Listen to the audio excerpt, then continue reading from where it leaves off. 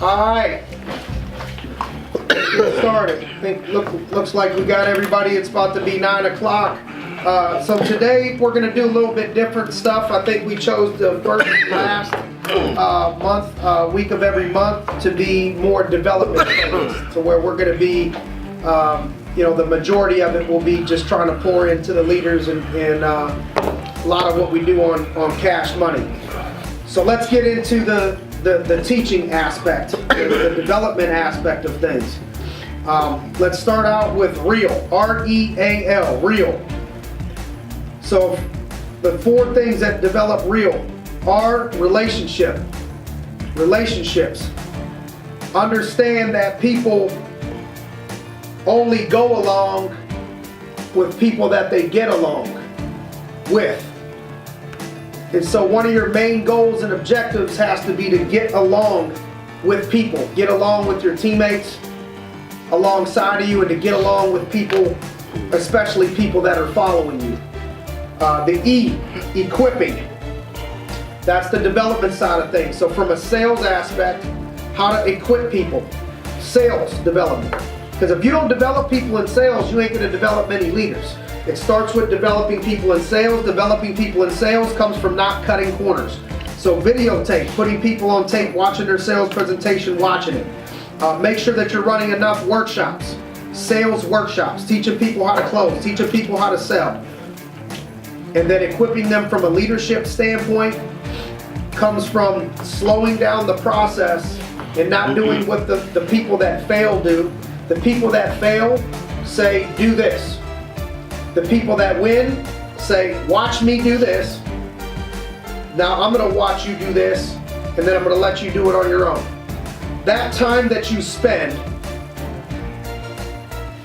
is going to give you back so much time in your life. If you train a couple people the right way on how to do this, that'll continue to multiply.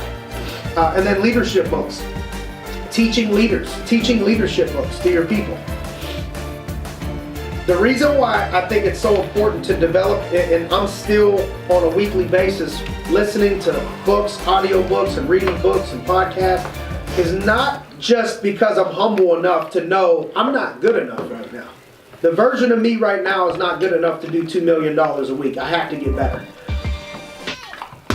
Equal to that, there's some things innately you may have in you that has been developed over time that you can do from a leadership standpoint that you don't know how to teach to somebody else. You don't know how to duplicate dog check. Like, there's some things that come inside you that you don't even think about that you do, whether it's the way that you greet a person, the way that you treat a person, the way that you handle things, teach things. They just innately happen. When you start to read these books and listen to these audio books and stuff, and you take notes on them, then you start seeing, all right, this is a good way for me to be able to teach this person. Not everybody that plays football is a good football coach. Not everybody that plays basketball is a good basketball coach. Not everybody that can sell life insurance is a good life insurance sales coach. Not everybody that can sell is a great leader. So duplication is not just what you know, it's being able to articulate that to somebody to where your skills are duplicated. Your skill set in leadership and your skill set in sales is duplicated into other people. So that is all part of equipping.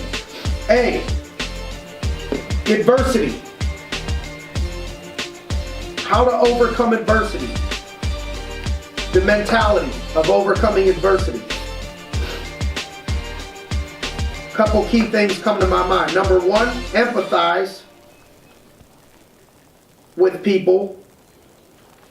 Empathize is different than sympathize. So empathize is I try to put myself in your shoes. Your shoes being you, not your shoes being me. So there's some things that makes people get all emotional and cracked up about that in my head I'm like, but I'm trying to empathize for the way they were raised or the way where they're at in their life currently. If I wasn't raised the way I was raised and I was where they're at in their life, I try to understand who they are, why they are the way that they are. And so I empathize a little bit. And then Because when you empathize and put yourself in another person's shoes for where they are, not for who you are. Understand, if everybody was just like you, your opportunity to do something big would be a lot less. They're going to pay you a shit ton of money because there's not a lot of people like you. But your job is to teach other people that are average or that are not like you to perform at a above average pace, or people that ain't that great to perform at an average pace. And so that starts with empathizing, putting yourself in their shoes, and not just being on your high horse. So from adversity, we're all right, I'm going to empathize with that person. Then I'm going to try to put things into perspective for them. Perspective. The way you see things can tear you down or build you up, all off your mindset, the way that you look at it. So I'm looking at how far has this person come versus how far they have to go. So many people kill themselves by looking at how far they have to go versus saying, look how far I came. And then the perspective of how many people have it worse. Like my arm, bummed out about it. Sucks for me. I could see how somebody that's obsessed with can get really down on themselves. I'm thinking about Brandon got no legs.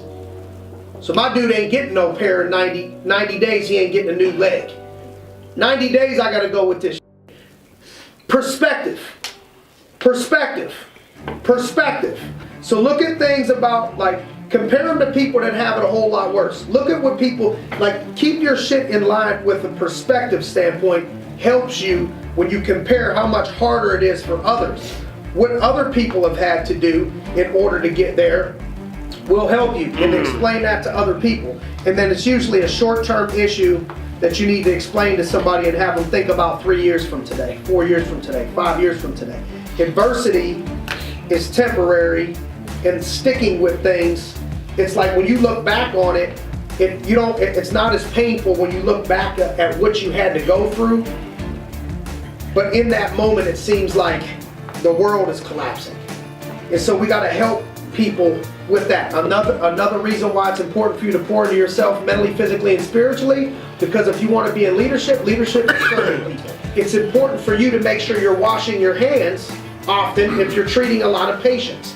Washing your hands is mind, body, spirit, or you're going to crack, you're going to get all frustrated, stressed out, depressed, emotional, take it out on others, or start doing drugs and alcohol over the top because you don't know how to handle all the pressure. The pressure and the stress is what comes from being a leader. You just have to develop yourself. Things aren't going to get easier. Things are going to get harder. You're going to get stronger. Like the weight from 225 to 315 ain't going to get lighter for you if you want to get stronger, champ. You got to stay in the gym and get stronger to where what used to make you struggle no longer makes you sweat. What used to make you struggle now is your warm up. So helping people with adversity is going to go to perspective, helping them think long term. And then leadership, R.E.A.L, relationships, equipping, adversity, and then leadership. So developing them in leadership is serving them. Teaching them how to hold people accountable. How to have patience. Empathy, not sympathy.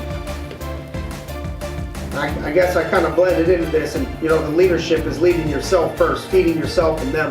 When you become a leader, you become a role model.